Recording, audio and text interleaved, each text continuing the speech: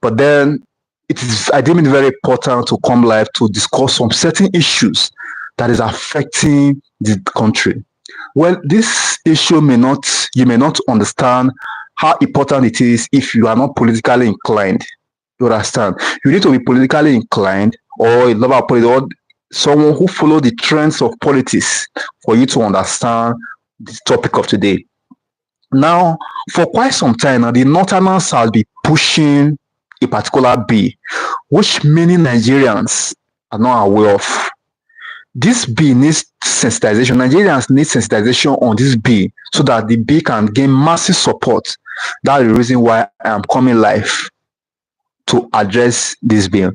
Now, the Northerners has been pushing the bill for Nigeria to adopt the parliamentary system of government against the presidential system of government which we currently operate. Like you know, we are currently running a presidential system of government, not democracy. The presidential system of government that we are running was borrowed from US. You understand?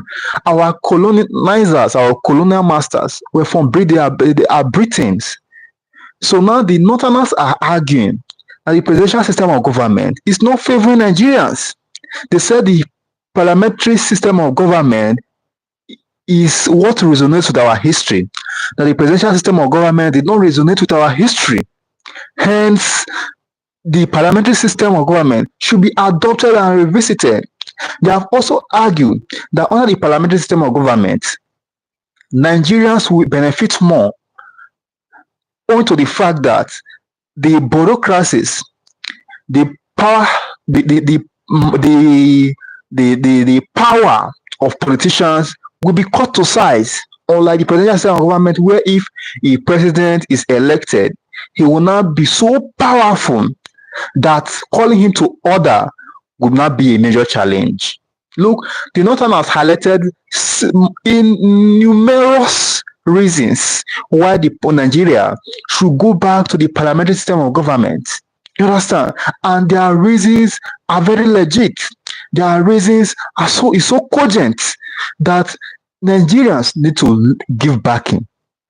This bill calls for the orientation and the support of Nigerians because the parliamentary system of government will make things work better for Nigeria. Take for instance, under the presidential system of government, Nigerians do no longer have voice to talk to their president or their leaders once they have been elected into office. You understand? Once a leader under the presidential system of government that like we operate here in Nigeria, once we elect our politicians into office, we no longer have the power to checkmate them. Once you speak, some of them can even use the police to chase you. Some of them will sue you to court for the freedom of speech that you expressed, which is enshrined in our constitution. You understand? Now, what does this mean? The parliamentary system of government will curb all these normalities and put things in perspective. They've brought up argument. The Northern elders who are pushing for this bill's implementation have brought arguments which are cogent. And here I like you to listen to some of the arguments which they have raised. I will play some now so that my audience, you guys will understand. You know, enough of being carried away by things that are not important. But some of the things we give attention are not really important. Many Nigerians are now aware of this bill. Understand? That is why I am here to sensitize Nigerians to give full backing to this bill because it is for the benefit of Nigerians. Many times we would think that the Northerners are not educated. They don't know what they are doing. Look, the Northerners are the most educated people in this country. To be sincere, because when I see some of the things they argue about, when I see some of the bills they push, like it baffles me to say, these people, they are highly intelligent people. Now let me play the video argument where they argued and highlighted some of the arguments on reasons why Nigeria should go back to the parliamentary system of government to you guys so that you understand the perspective on where we are coming from and where we are headed. So I would like to take a look to this. This is YouTube, so I'm trying to. Recently, I reported. So I will just go straight to the actually going to be squeezed, and they will revolt, and there will be conflict, there will not be development, and the whole society will be going down the drain. So if people offer their views in this respect, it is not because there is any particular interest. I don't discount the fact that there may be people who might have their own personal agenda, but even if there are, I think the overriding, if you like, the overriding motive and the overriding issue here is how can we make our politics better? And there are lots of other ideas, that were put there. A lot of them corroborating the fact that we have not quite really operated a proper functioning democratic system. And like I also said yesterday, just look at what we have had in the last 25 years since we returned. Look at just three sectors that are very key. Look at the issue of economy. I mean, poverty has nearly tripled since. Which means that we are getting poorer and poorer since the last 25 years. If you look at insecurity has been escalated to levels that were inconceivable. And it has gotten to the point where it's affecting our food security, it's affecting our economy, it's affecting our social, cultural activities. So it's literally paralyzing the society. Then you look at the mind-boggling corruption, the decay of institutions, the lack of the necessary infrastructure for a country like Nigeria in the 21st century. We've been, somebody mentioned it, we've been like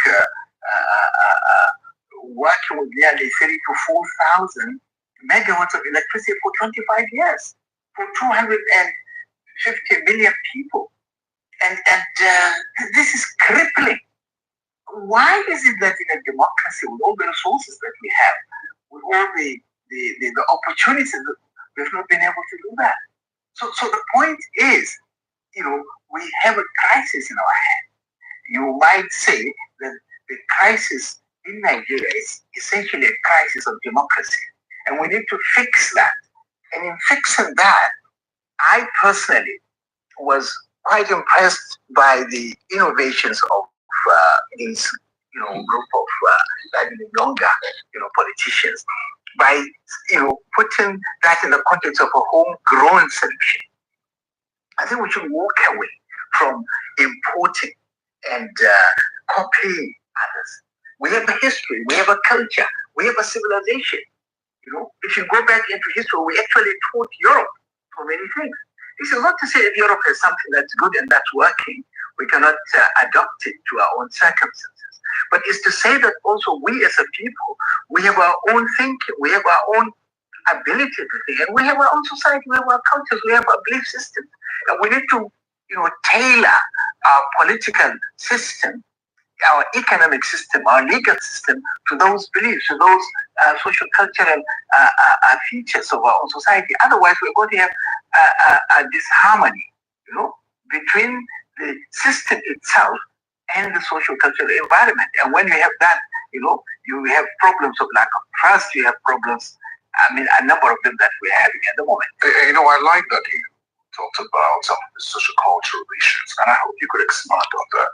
The reason is the practice around the world, democratic practices around the world, sort of copied. So many would say parliamentary system is not new around the world. Plus, Nigeria has practiced parliamentary system, of course. So if you could explain in details what a homegrown parliamentary system would make in the Nigerian context, considering our peculiarities, I think that would go a long way to sort of a very good opportunity for us to. Books have been written. I know we don't read, especially politicians don't read books. But in 1999, there was a book on governance. It was actually a PhD thesis by one of our scholars. He's late now. And he emphasized the issues of, values in leadership. And that is what actually defines a society, right? We have our values. And these values if you want these values to be reflected in your own system, then it has to be homegrown, because that gives you the opportunity to, infuse or include those values as the basis of your own system. We have, for example, a pecking order, a kind of hierarchy, a respect for people in society based on certain values. And those values that are very good values that have kept our society for centuries, going and growing, they have no place in the new system because we borrowed it, and this system comes with the values of their own society. And if you look at the West today, for example, I know we don't have sufficient time to talk on this, so I'm skipping. No, please go ahead. We will have. If you look at the West today, the family system in the West has actually been literally destroyed. Because, you walk on the streets in London, or in Leicester, or in Birmingham, or in Manhattan, in New York, or in Washington, right? You sometimes cannot differentiate, the gender of a person as they come across and pass you. They have all been transformed. And today there is growing, in fact, aggressive LGBT policy that are even trying to import in Africa. Now, this is the consequences of copying. If we continue to copy, we are now going to bring those things in our own system. And I don't think we like that. And many African heads of state have turned down offers of grants that were tied down to this. Ghana, I think, was one of them. Uganda was another one. And there are a few others around. So when we talk about homegrown, we are looking at a system that can blend with our socio-cultural environment, because people will make more sense of that, and people will be able to respect it better and accommodate it, and it will serve our interest better. I make two quick examples. For example, if you come to electing a leader in our traditional society, whether Christian or Muslim, or even animists, when you come to, there are certain values, and one of them is that leader must be prepared to sacrifice. He makes sacrifices for the betterment of his own community. There are values of honesty. There are values of hard work. You earn whatever you have. When people find you with money that you have not earned, society will actually, try to avoid you. Now that's kind of qualities of leadership, right? Allow me to land on this. Okay.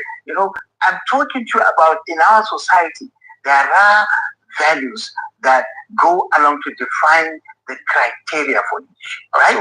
Today, in our democracy, there is no criteria for leadership. We have a criteria for eligibility.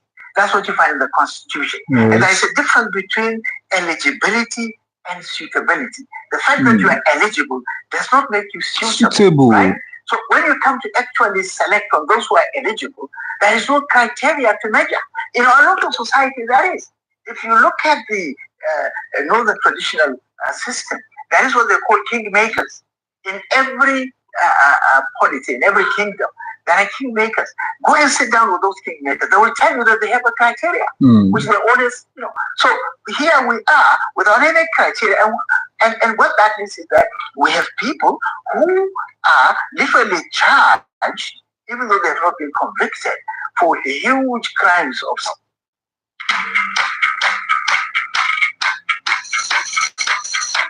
Magic cleaner.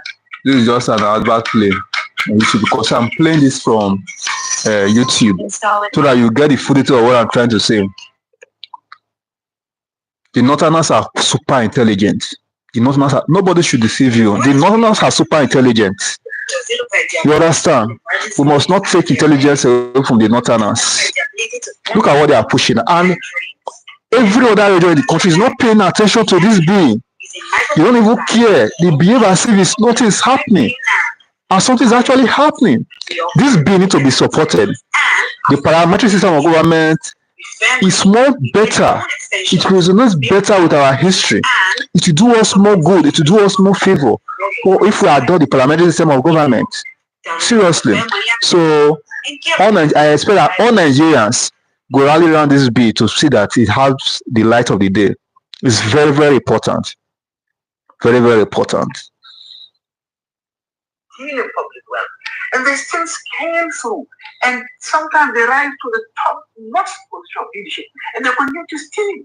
And this is why this democracy is not working. This is why I don't trust. This is why people really cannot even relate themselves to these things. So in the end, it would be nice to know how the parliamentary system can resolve this. But let me go to Honorable Kingsley. We have lost you. We have lost you for a bit there. But let me come to you, Honorable. Dr. Bugaje was just talking about trying to explain the idea behind homegrown system. And I had initially asked you about your takeaway from the event from yesterday. But then beyond that, I had asked him also about the reason why Nigeria is preferring a homegrown system. But as you answered that, I think it's also important for us to look at why we left the parliamentary system in the first place and chose the presidential system. So maybe that would help to understand where we're going. As they say, if you don't know where you're coming from, you don't know where you're going to. Thank you, and I'm sorry for that glitch. And let me start by appreciating Doctor for the wonderful lecture and insights that he gave to us yesterday. The whole issue about a homegrown parliamentary system of government, I will start by saying that perhaps it is for lack of a better word from the diction that we have called it parliamentary, because some persons are quarreling with the word parliamentary, but the entire spirit, essence, our attitude, culture, tradition, and all that in coming up with laws. If we go back to history, even the colonial era, when the British took over this part of the world, they did not implement a single system across board. They had a direct and indirect rule. And what was the reason for that? Because they studied the background of the people and felt that in this area, direct rule is better. In the other area, indirect rule will serve their purpose. These are some of the things that we have not done in importing laws. Either we import them hook, line, and sinker, or we import them and tinker them to suit an individual, not the society as a whole. Everybody is complaining today that look, corruption is at its peak, public office holders are not doing what they ought to do. And some people also argue that it's not about the system, that it is the operators of the system, and that there is need for a mindset change and all that. I agree. There are problems with the operators of the system. But then what do we do to correct those problems? Okay. Are you talking about mindset change for persons like myself, who already know what is wrong and what is right? Okay. And you want to begin to talk about sensitization for mindset change without punitive measures where I default? Do you think that it will work? And the answer is no. We have looked at our laws as parliamentarians, and the presidential system that we operate today is too bogus for a country that intends to grow. The essence of a presidential system is for speedy development. Are we getting speedy development? 25 years after, there is no light, there is no water, there is no area that we have done well 25 years after. And you still want us to continue to operate that system. I don't think it will work. Yes, people are very shy when it comes to fundamental changes. But the truth is that if we want to make progress, we should be ready to make sacrifices. We should be ready to adopt some of these changes. So in essence, the whole idea is that you need to come up with a system which is to us closer to a parliamentary system, where you have the head of government accountable to the people. And then we also looked at the cost of governance that we all cry over. It is cheaper to implement a parliamentary system of. Okay, I think we may have lost him there again. I think the arguments, Dr. Bugaji, on how we came to the conclusion that parliamentary system of government of all the other forms of government would be best for us would be really advanced here. And many would want to ask this question. The argument is, well, that our democracy has failed. Is it peculiar to us in Nigeria? Because I've heard as well that democracy is failing all over the world. And those places where democracy is failing, They're not considering other forms of government. They're looking towards how to improve this. In Nigeria, there are those who have advanced conversations to change the constitution as a way of fixing the country.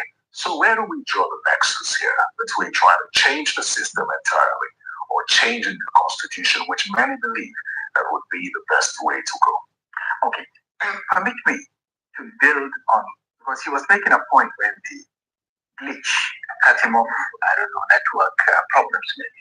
I think he was talking about the cost of governance and the accountability of leaders.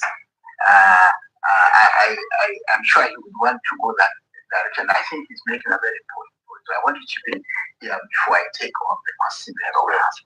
One, if you are going to be the head of government, at the moment in the presidential system, you have to win elections in all the 96 states and the federal capital. And in your campaign, you have to go around all, the states. Imagine that huge amount of money that you require. In the parliamentary system, for you to be the head of government, I think you don't like extra cash. Get some. So please be patient, okay? This is an outplay. So just be patient. Join Mr. Boniface. Start repairing and start making money. They insist that the parliamentary system of government is even more cost effective. We've been lamenting that our government is too bogus in terms of expenditure and all of that. The argument still insists that the parliamentary system of government is more cost effective. So there is no reason why we shouldn't go with this parliamentary system of government. You understand? Everywhere, meaning Nigeria, that wants Nigeria to work, will support this being to ensure that it sees the light of the day. I know that many politicians will not support it because it will make them powerless. You understand? It will make them powerless. You only need to win your tiny constituency and come to parliament. And once you come to parliament, it is your colleagues in the parliament that are going to elect you to become their prime minister. They represent the people they represent. So in a way, that is representation. Therefore, it's a lot cheaper for the kind of economy that we have found ourselves in. And he talked about accountability. In the parliamentary system, the head of government is always in parliament. He has to answer questions. He has to explain to his colleagues. But as you know, one of the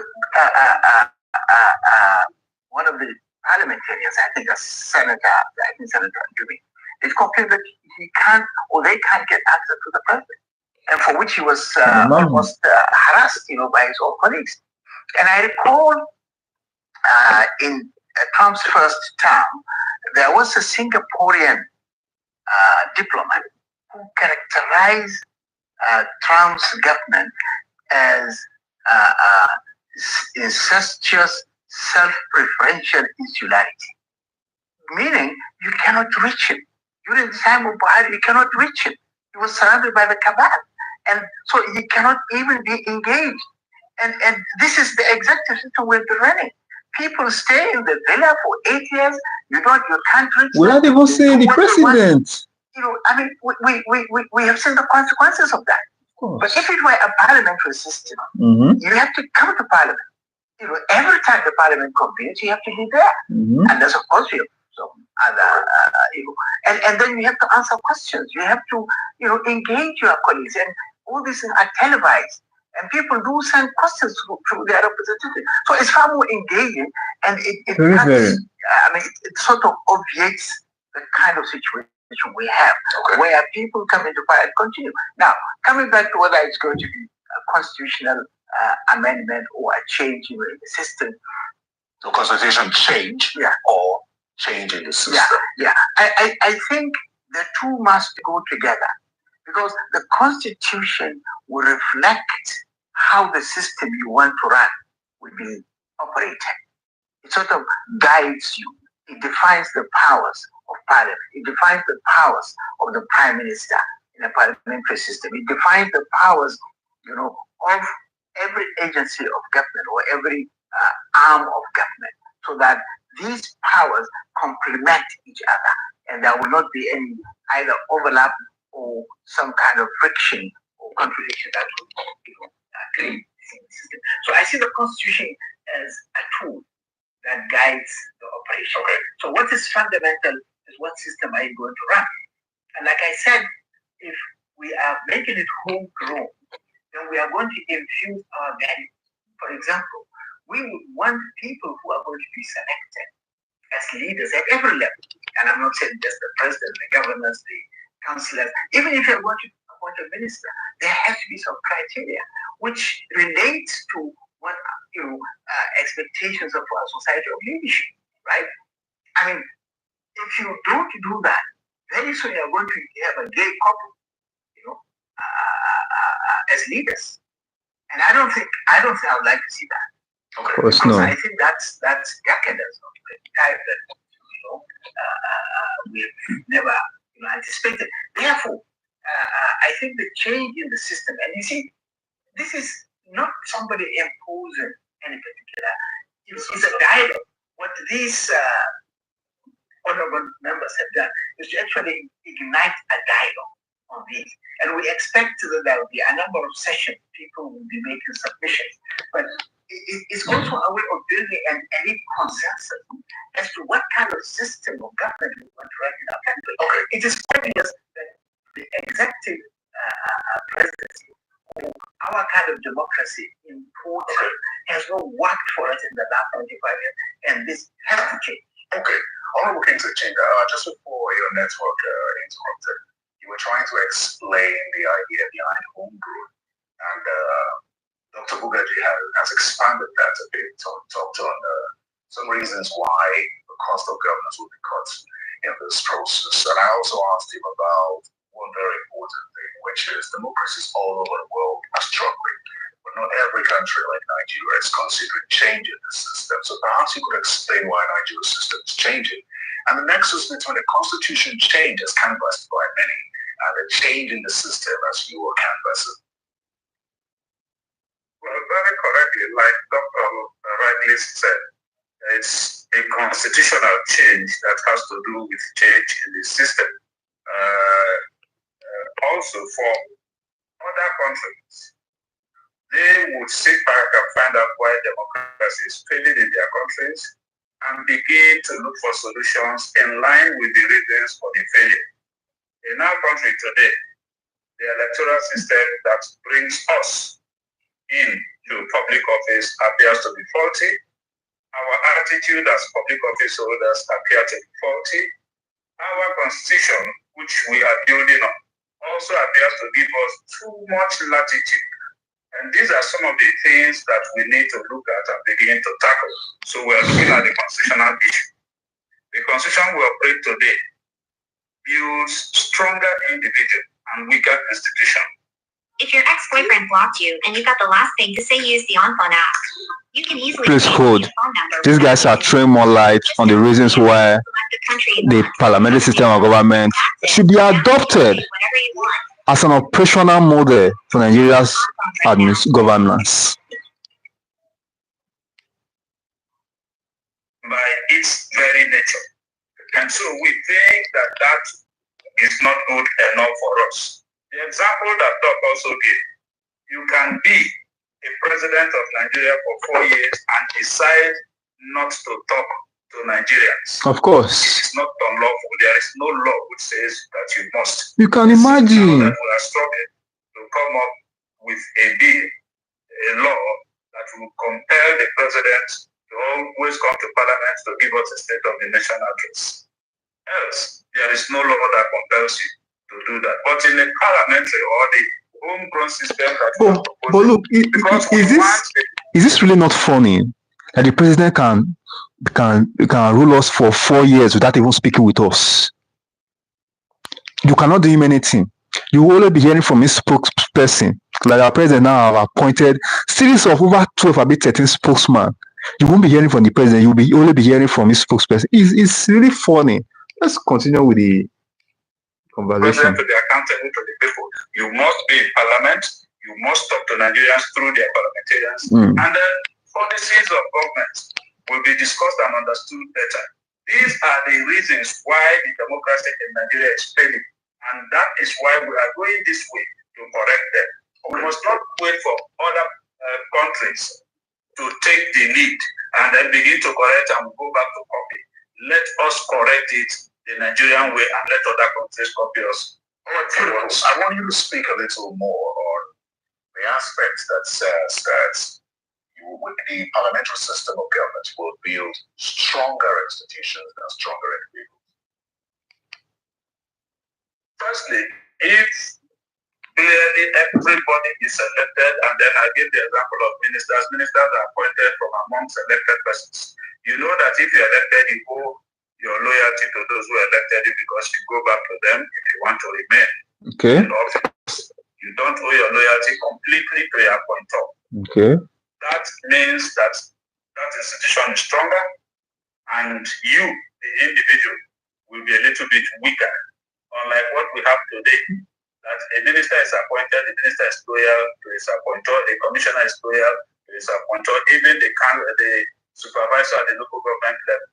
And so they will do exactly what the chairman or the governor or the president wants them to do, regardless of what Nigerians want, because he has a vision and a mission. That's what he will tell you.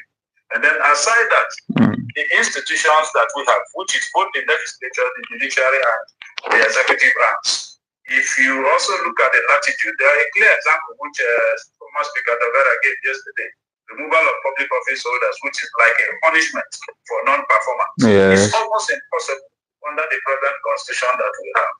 As a parliamentarian, if you want to recall me, it is a method. The method to recall me is one that is almost impossible to attain. You need to get about 50% of signatories of those who elected me. And then that 50% is 50% of the entire voters in my constituency, which has almost 600,000 voters. How are you going to get the 50%? Elections that we have held in the past, I'm not sure we have attained more than 200,000, 300,000 voters in all. And then you need that as 50% when we have had that as 100% of those who have come out to vote. It's almost an impossibility, and these signatures must be verified. So these are some of the things that we need to weaken and strengthen the system. In Nigeria today, we don't even break rules. We bend the rules because of the laws. Of course. And allow it to sit back. And so it does not help for proper accountability. It does not help for people to be afraid of institutions because you think that you can always get away with it being at that high position. How many people get worried if they're invited by the police today? They feel that it's an institution that they can compromise. The courts are the same, talk less of the other smaller institutions. So we need to begin to have a system where there will be proper punishment and consequences for non-compliance. Okay. Consequences for non-performance. Okay, let me come to Dr. Mugabe now. Yesterday you talked about the need for a change in political culture and for us to create new political parties with ideologies. So I'm just going to dovetail from that and ask you, amid concerns with this parliamentary system of government, which many say could create dominance of a particular political party, that's the main party. Well, when we speak of parties, the first thing to consider what is the content. Today, if I ask you what defines it, what defines PPP, what exactly is the difference between APC and Nothing. You look at their manifesto, which is where the content of the party is supposed to be located. You find it is like written by the same person. There is hardly any difference. How is that different from SDP? How is that different from PPP? How is that different from all the other parties? So, as far as I know, and I've held a party, in my national secretary, we tried during my tenure to see how we can actually build the content, and we started. And I know I did quite a lot of things, but time will not allow me to say them now. But the point is, our parties in Nigeria today, they have no content, they have no conscience, and they have no courage. If you see the kind of thing that parties do, I mean, for example, you take a party, you take a person who has been shown all over television putting dollars in his own pocket, and you make him, the chairman of your party. What are you telling us? I mean, this is the face of corruption, literally. And then you have him there as your party chairman. And so these are the kind of things that basically kill democracy, because they rob it of that trust. I mean, this is a person I've known for such and such and now if he is the head of the party, then you are saying this person is defining the party, right? So definitely, if we want to run proper, sustainable political parties, we have to come back to content. What is it that really put the people in that party together? I mean, if you look at other parties around the world, you can go to Singapore, you can go to Japan, you can go to Europe. Every party you take, and you can go to the US, it has a particular way of looking at governance. It has certain values that defines it, that makes it different from the others. And this is why you find people who have lived all their lives in politics, but in one party. Very rarely do you have somebody switching from Republic to a Democrat. So in fact, some of them, their grandparents, their parents were all Republicans, and they remain Republicans because they believe in those values. They have been raised, under those by those values. And so there will be consistency, there will be conviction. At the moment, I don't think any member of any particular political party today in Nigeria has any kind of conviction that it can really go. And this is why it's easier for them to move forward. This is not a problem. I ask this because since this conversation went public, calls for change to parliamentary system of government, the distrust between the political class in Nigeria became even louder. And Nigerians question why they should allow the leadership of the country to be bestowed in the hands, or the selection of the leadership to be bestowed in the hands of politicians that they don't trust, because parliamentarians will now choose one of their own to become president, and the people will say they will be left out of deciding who becomes the president of the country. So this distrust is a problem, isn't it, as we look towards the system of government? Okay, you are right in raising that, but you have to also appreciate the fact that, and this is my real point, when we come into this change in department, we are not just speaking about change in department, we are speaking about change, and this is why the homegrown is there. So we are going to address the leadership recruitment process itself, which at the moment is completely faulty. It has no criteria whatsoever. By the time you fix the leadership recruitment process, those people who are going to be in parliament are bound to be people that the people who elected them can trust. At the moment you can't, because the system does not even allow you to, even if you want to do so. So the package is not just parliamentarian. You have to address the content of the party. You have to address the leadership, the process of selecting party leaders, elected officials. And then we have to also take into consideration the fact that there will be values of the wider society that will be infused into that. So the local fish woman selling fish in the market, can now relate to the system. At the moment, honestly, she's mesmerized. By the way we do this election, she doesn't even get into it. She doesn't understand. But if they were going to elect the chief in her own community directly, you will see her agitated with a lot of passion. Because she understands what is happening. What is happening? Nobody really people understand it. And then let me bring it on, please, to speak on this issue of trust, the trust deficit. I know you followed the conversation. Clearly, no doubt that issue of trust on public office holders is there, and the reason for that is because of our conduct. I keep saying, and I will say again, that for public office holders, we should endeavor to be role models, just like pastors or imams in society, and we have lost that. That's why there's distrust. But further on this conversation. So just hold on and let you. Is it easier to trust the king's humility that you know better? You know my character, you know my antecedents, than to trust an Ishewu who is running for presidency that you don't even know when it comes to presidential election. I think that what the new system, the homegrown system will do is to throw up competent and capable people. Because you now know that the member you are sending to the National Assembly Yes, will the be the Tamai. Prime Minister of Nigeria. And so you go with your best level. You know that the councillor you're sending to the local government council should be somebody who has capacity to be chairman of that council. And so you will not go with a mediocre.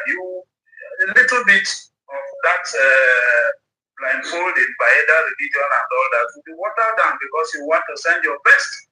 Because anything could happen at that stage. And then it is also true that amongst colleagues, we know ourselves better, and we know those that are more competent to handle offices much more than the electorate at home. And so if we are electing amongst ourselves somebody to be prime minister, there's a likelihood that we have a better quality representation than when you throw the person open to election in the entire country. Don't want to talk about the issues of cost and all that. But I think that this new homegrown system will build more trust and confidence in the people. More so, when public office holders will have no option than to sit up, because if you don't, you'll be thrown out easy. All right, that's a good point. Now, let me ask you this. You mentioned, you touched on it a bit, but let me ask you. Nigeria is very diverse. Just about every policy of government or every action of government is considered on various fronts: tribe, religion, ethnicity, region. So let me ask you, what will be the place of region, tribe, religion in a parliamentary system as you're proposing? Clearly, these issues were considered strongly, and we felt that the best way to diffuse these issues of tribe, religion, and all that is also this system where you elect your members and allow the members to, amongst themselves, get the prime minister and the ministers. And these persons will also be accountable to parliament.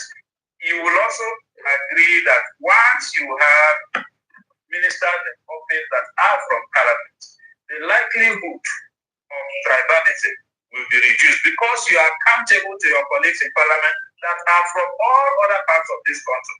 And so if you are recruiting, I use that as an example, you are recruiting or employing in your ministry, and you decide to employ people from your part of the country only. By the time you come back to parliament, your seat will be at stake because your colleagues from the other parts of the country will not tolerate that. They will not agree to that. But today, if it happens, what do? Nothing. You summon the minister to committees, some would not even attend. So, with specific focus on the president or the prime minister, as the case may be, would there be considerations as to where he's from, what religion he is, as we see now?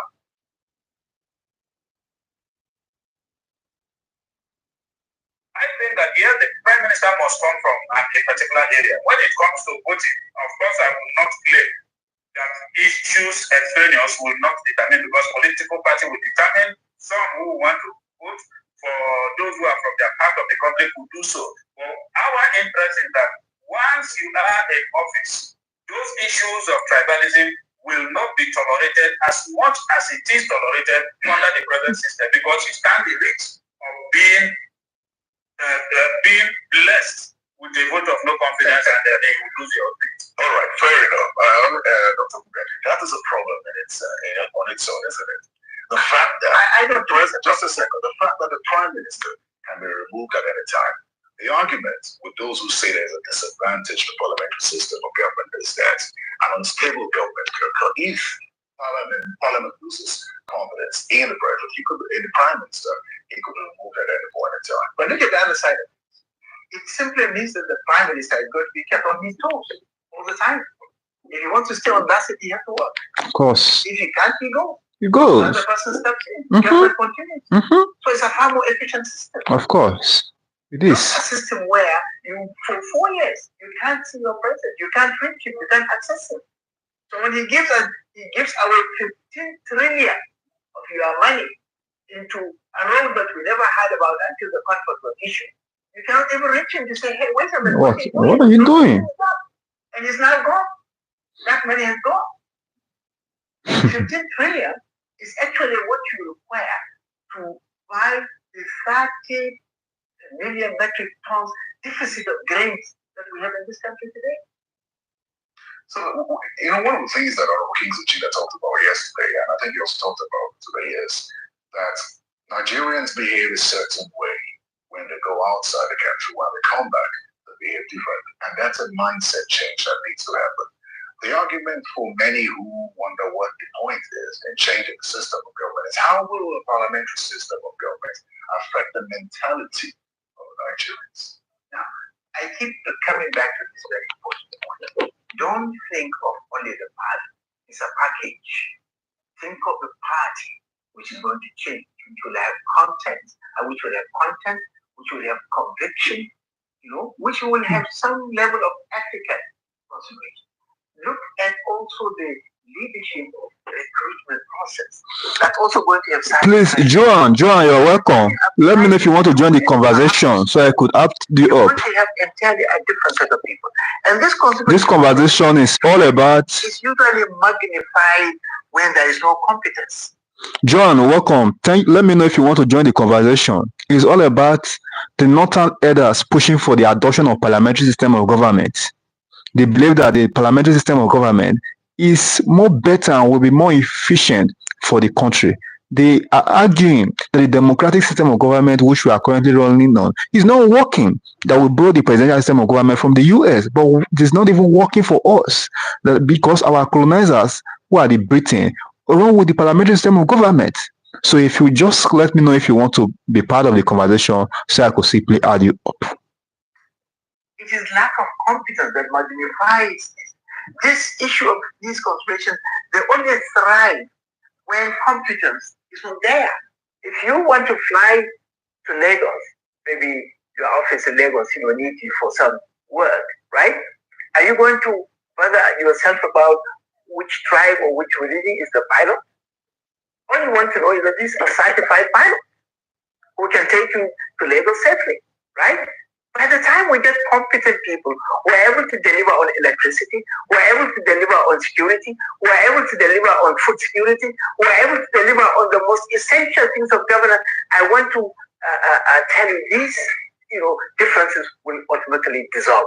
Okay, all things are changing. Let me come to you on the issue of leadership at other levels aside the presidents now, and how the parliamentary system will address it. Because regardless of whatever jargons we speak today, Nigerians want to know what sort of development will, occur at the lowest level. Because only recently we started considering a stronger amendments to the local governments following the Supreme Court ruling. So talk to us about the impact of this at that level and checking the exercise of the other leaders at that level, at other levels beyond.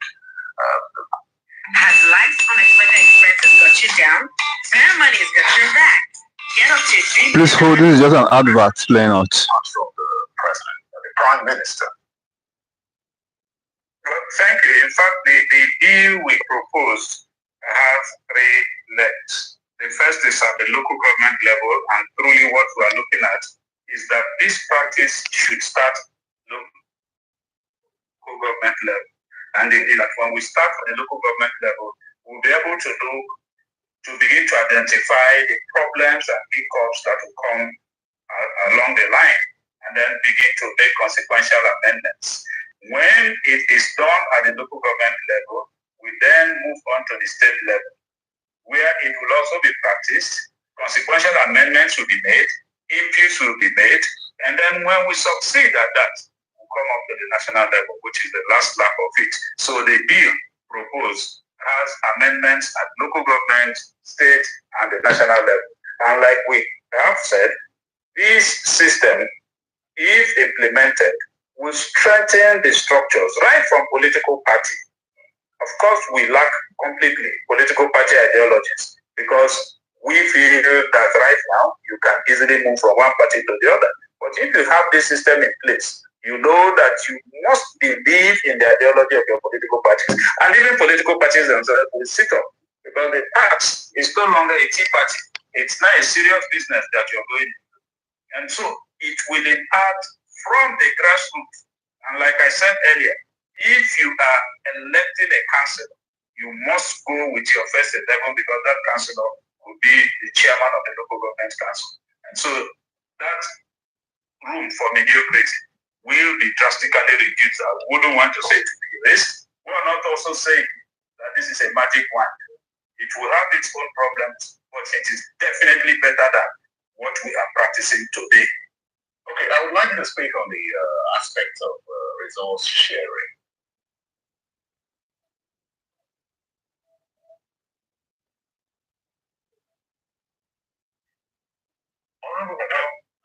I wanted, you've spoken about the political aspect of things, but I want you to speak on the aspect of resource sharing, which is a major problem with the presidential system that we operate now.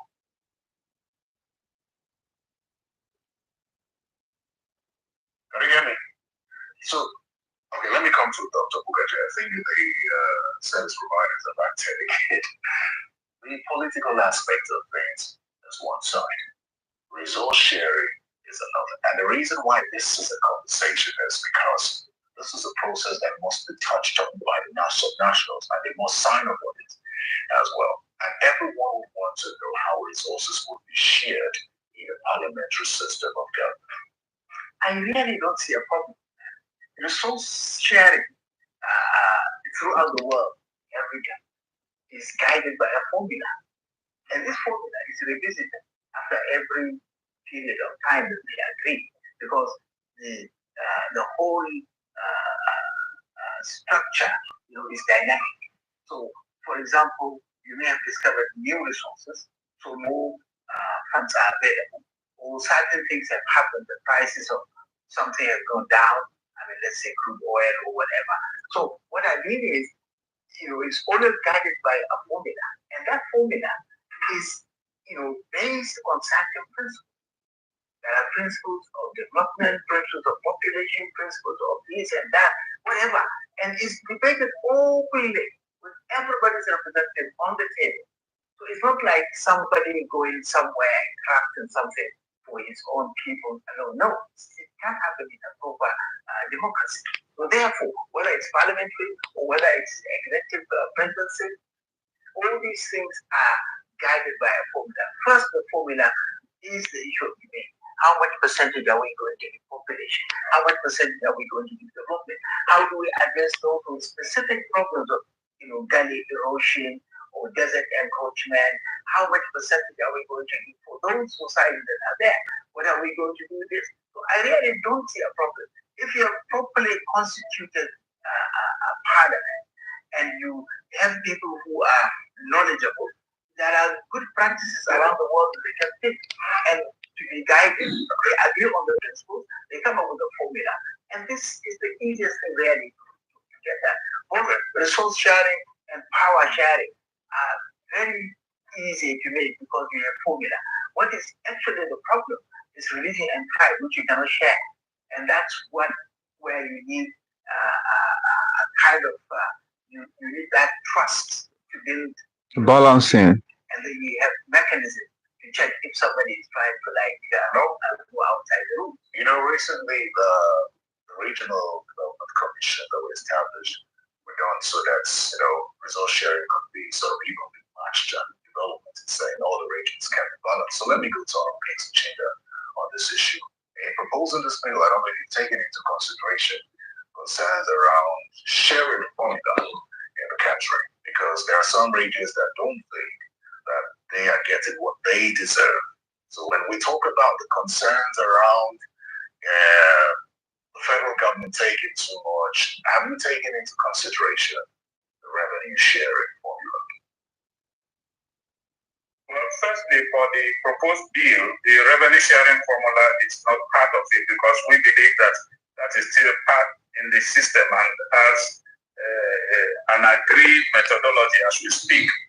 But when the parliamentarians see the bill takes up and there is need to change that revenue sharing formula, we can assure you that with the quality of persons that will be thrown up and then the level of passionate decisions that will be taken, I don't think that there will be a problem with that because all we are talking about is to begin to build a proper nation for ourselves. And then if we believe in Nigeria, resource sharing will not be a problem. It's a problem today because we still believe in our region and our tribe. So everybody will want to go back home with something for his own region or his own tribe. But if we all believe that Nigeria is our country, I think that will not be a major issue. Yes, it is today, and we're seeing bills coming up for establishment of regional development commissions and then a change of Minister of Niger Delta to Regional Development Ministry. That is a step to solve the problems in the interim. But we are looking at the bigger picture, the political problem. And of course, you know that once you have the right solution politically, economic and others will be the decision of the politicians, and I believe that the proper decision should be made.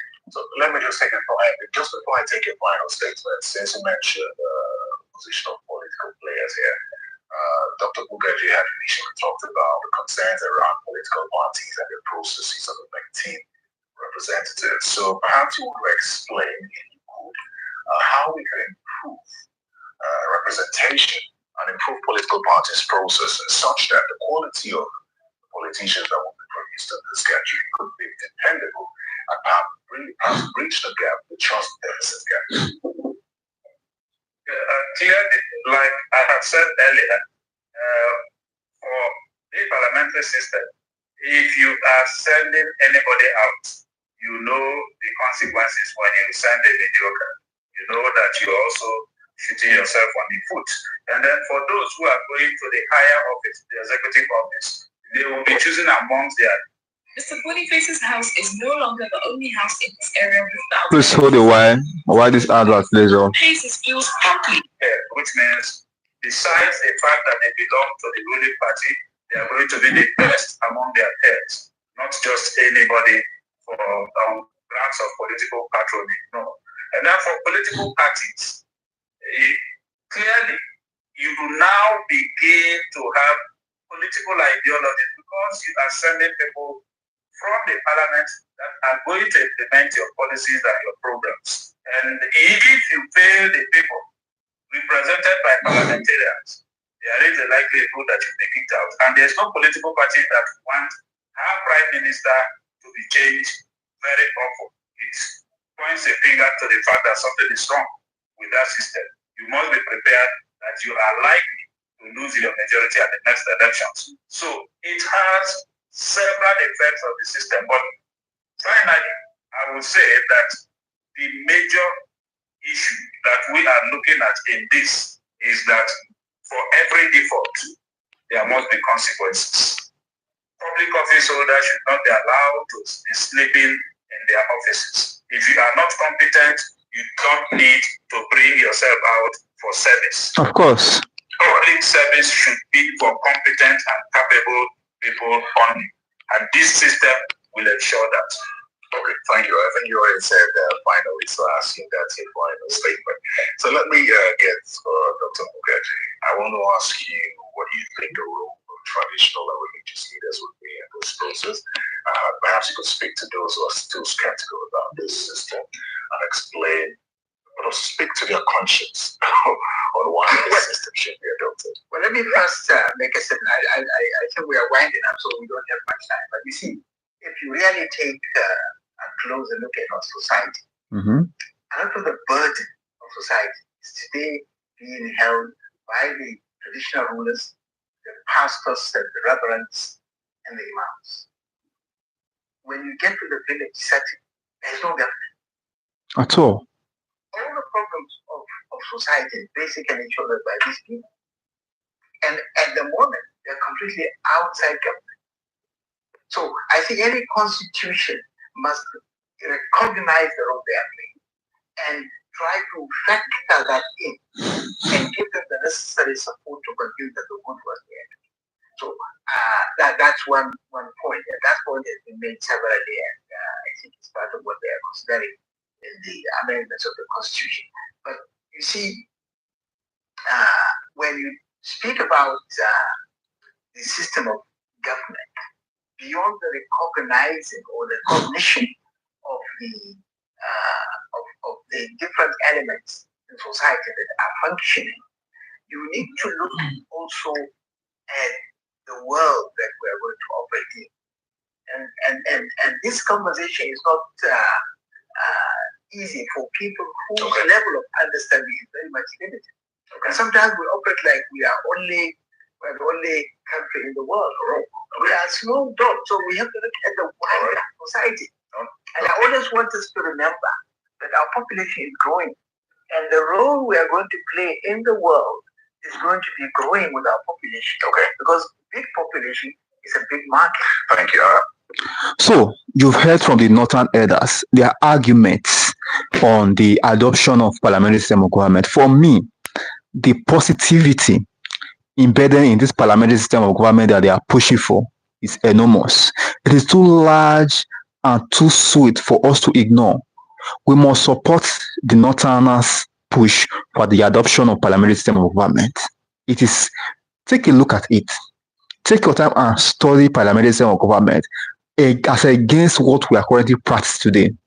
Look at the merit and the demerit and compare and contrast the efficiency and the potentiality of Nigerians reaping more goodies as a nation with enormous resources. Ordinarily, we ought not to be suffering what we are going through now, because considering the enormous resources that God has given to us. Nigeria is blessed. So I am calling on all women in Nigerians. I am calling on everyone to support the Northerners on this push for the adoption of the parliamentary system of government. Thank you till we meet. We'll be doing this from time to time. Don't forget that what I do here is discuss politics, how it affects us, their policies, governance, how our leaders behave, and how we can further strengthen our system to ensure that the full development of democracy reflects on the lives of our Nigerians at large. Thank you.